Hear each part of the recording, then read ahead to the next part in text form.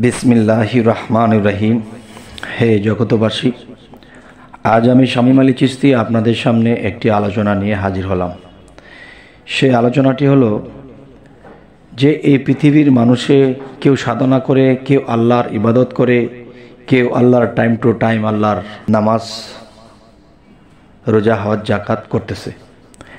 তো এখন বিষয়টি হলো যে একটা স্তরে দেখা যায় বলা হচ্ছে 70,000 পর্দার আড়ালে আল্লাহ আছে। আরও একটা স্তরে গেলে দেখা যায় না, মাত্র 60টা পর্দার আড়ালে আল্লাহ আছে। এখন কোনটা সত্য? এবার আসি কোনটা সত্য।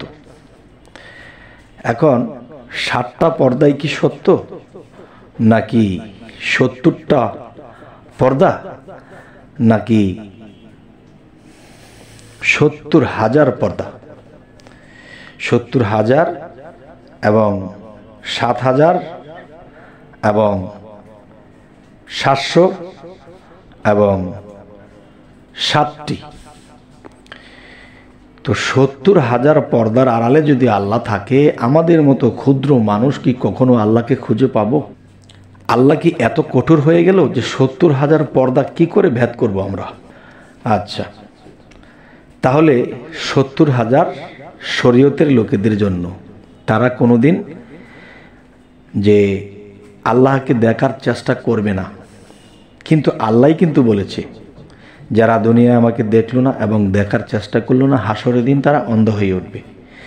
তাহলে আল্লাহ বলতেছে এই কথা, কিন্তু হাদিসে বলতেছে 70,000 পর্দা, আবার বলতেছে 700 পর্দা, আবার কেউ বলতেছে 70 পর্দা, কেউ বলতেছে মাত্র 60টি পর্দা।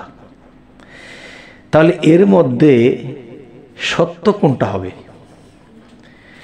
যদি সত্য খুঁজতে যাই তাহলে পাওয়া যাবে যে 60টি পর্দা। 60টি পর্দা কিরকম দেখেন, একটা মানব দেহ কিন্তু 14 তালা। একটা মানব দেহ যদি 14 তালা হয়ে থাকে, তাহলে কিন্তু দেখেন নাভির নিচের থেকে একেবারে পায়ের পাতা পর্যন্ত 60টা তালা, এবং নাভির উপর থেকে মাথার চান্দি পর্যন্ত 60টা তালা।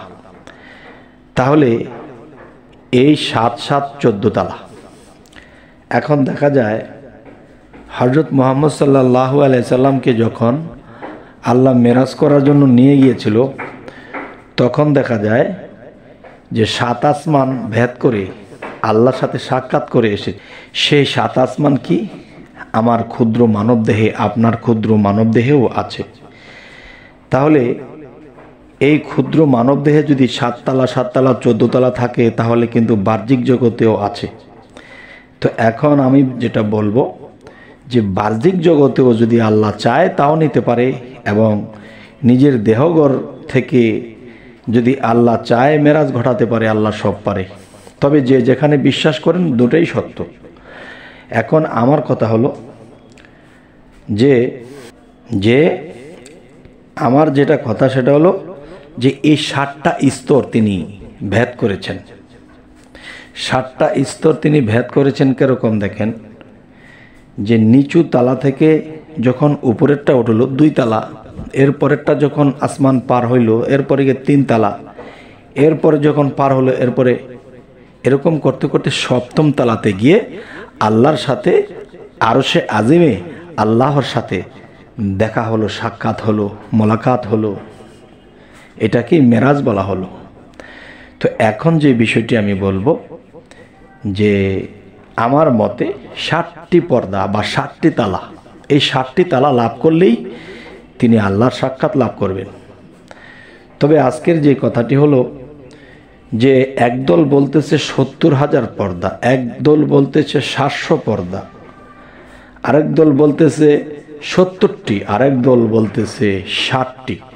তাহলে দেহ কোরআনের মধ্যে যদি যাই, তাহলে আমরা 14 আমরা 7 7 14 তালা পাই। এর মধ্যে নিচের তালা মানে পাতালে তো আর আল্লাহ কখনো মেরাজ করতে নিবেন না, নিবেন 7ম তালাতে। তো 7ম তালাতে যদি নিয়ে থাকেন, তাহলে এখন যে বিষয়টি হলো যে সপ্তম তলাতে যদি আল্লাহ নিয়ে থাকে উপরে, তাহলে উপরের 7 তালা, কারণ আমরা জমিনে বসবাস করি, জমিনের নিচে তো আমরা যাব না, গেলে উপরের দিকে যাব।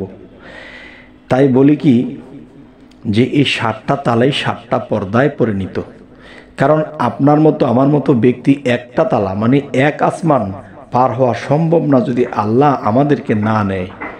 তাই সাধনা করতে হয় দেহতত্ত্বে, আত্মতত্ত্বে, তখন দেখা যায় পার হওয়া সম্ভব হয়। তো যাই হোক, হে জগতবাসী, আজকের যে কথাটি আপনাদেরকে বোঝাতে চাইলাম সেই কথাটি হলো 70,000, 7,770টি, 60টি।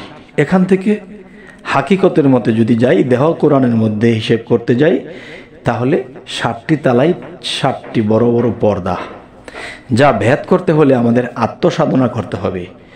যখন আত্মসাধনা করব তখন একটা কথা বলেছেন আমার জালালউদ্দিন খাঁ, আমার চাচাগুরু, তিনি একটি কথা বলেছে, সিদরাতুল মুনতাহাপুরি যাইতে আসা, জানি না বিধি নিবে কিনা। সিদরাতুল মুনতাহা যেই জায়গাটা, সেই জায়গাটার নাম হলো মগজের ঠিকানা। তাহলে আমাদের বাহ্যিক জগতে যে আসমান বা আকাশ দেখতে পাই, তাহলে আমাদের আকাশ হলো মাথার সাইড, আর মাথার মধ্যেই কিন্তু মগজের ঠিকানা, আর আরশে আজিমটা সেই মগজের ঠিকানা। তাহলে সেখানেই কিন্তু আল্লাহ সে ব্রেইনের মধ্যে বসে আছে, সে জ্ঞানের মধ্যে বসে আছে, পৃথিবীর সমস্ত জ্ঞানকে পরিচালনা করতেছেন তিনি। তবে হে জগতবাসী, আজকে আপনাদের সামনে যে আলোচনাটি নিয়ে এসেছি, তাহলে এই হলো এক ফায়সালা। আরও একটা ফায়সালা আছে কি, যে মানুষ যখন শরীয়তের দৃষ্টিতে যখন সমস্ত কিছু দেখবে, তখন তাদের চোখের মধ্যে 7টা পর্দা আছে। 7টা পর্দা চোখের মধ্যে। একটা পর্দা যেদিন সরবে, সেদিন তারা মুর্শিদের দিকে অগ্রসর হবে। আরও একটা পর্দা যেদিন সরবে, তখন মুর্শিদের কাছে বায়াত গ্রহণ করবে। আরও একটা পর্দা যখন সরবে, তখন মুর্শিদের দেওয়ার সাধনগুলো করে তারা কিছু লাভ করবে, ভিতরে ফানাফিল্লা ঢুকতে শুরু করবে।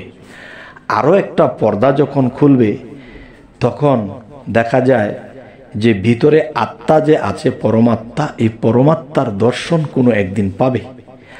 আর যেদিন পরমাত্মার দর্শন পেয়ে যাবে, তখনই কি হলো, আল্লাহর দর্শন হয়ে গেল।